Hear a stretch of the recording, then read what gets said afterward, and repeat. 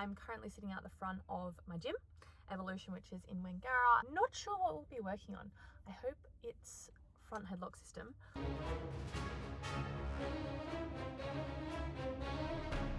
Although coach did say potentially last week it's going to be a deep dive into leg locks, which I am digging at the moment. I really want to develop a strong leg lock game so I can heel hook the fuck out of everyone. I was talking to one of the girls yesterday at an open mat and she was saying that heel hooks, I think when it comes to the submission statistics, it was one of the highest. Okay, so I did a quick Google search to discover the top BJJ submission rates. Huge shout out to Justin for compiling this blog and sharing key insights. So, if we have a look on the left-hand side, scroll down, we can see the breakdown of most effective submissions. On the right-hand side, we have the total failed and success rates according to this table. So if we take a look at both the outside and inside heel hook, interestingly, it appears that it is not the most effective submission. The most effective submission seems to be the collar choke, armbar, and rear naked choke. And then if we go further down to the heel hook statistics, there's a bit more detail to explore. This is my BJJ home, Evolution or Evo for short. And this is Coach Brody, aka Cult Leader, aka Sensei, aka Master. So today I'm really excited to dive into one of the coolest aspects about training BJJ at Evo, and that is the ecological approach. Now, what exactly is the ecological approach, you might ask? Well, it's this fantastic games-based style of training that completely does away with traditional drilling, and it has been an absolute game changer for a lot of us here.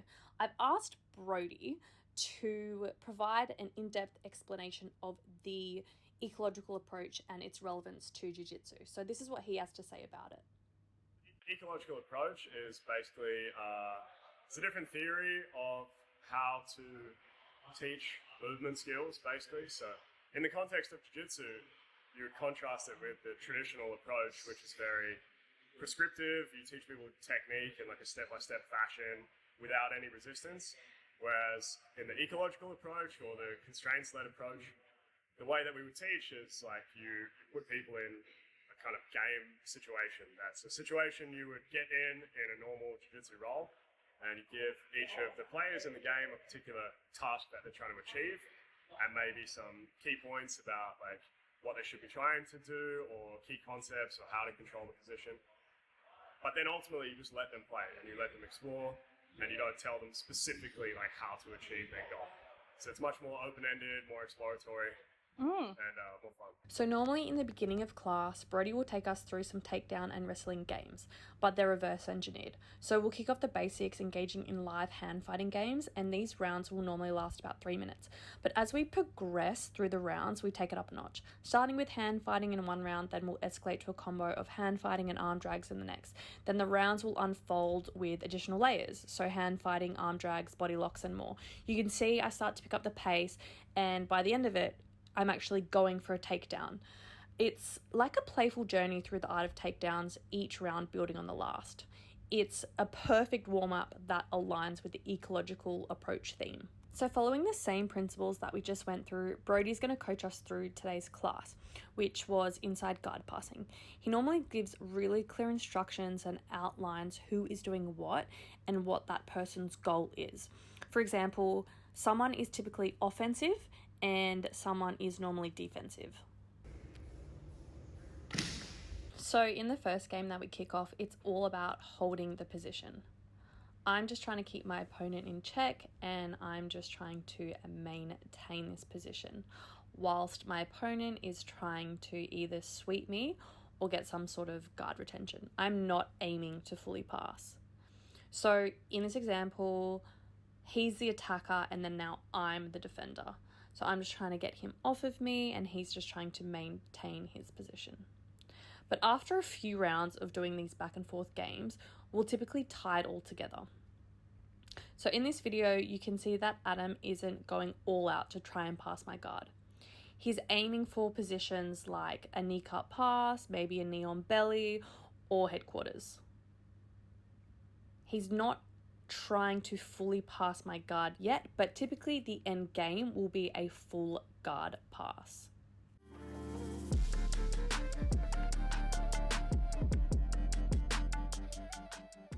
So this is Adam and I playing a little bit of leg lockies, even though I still don't know what the fuck I'm doing my best, and that's all that matters. So after class is finished, typically goes for an hour, we get 30 minutes of live rolls, normally 5-minute rounds each, and you get to do whatever the fuck you want. And this is Adam showing off his blue belt skills.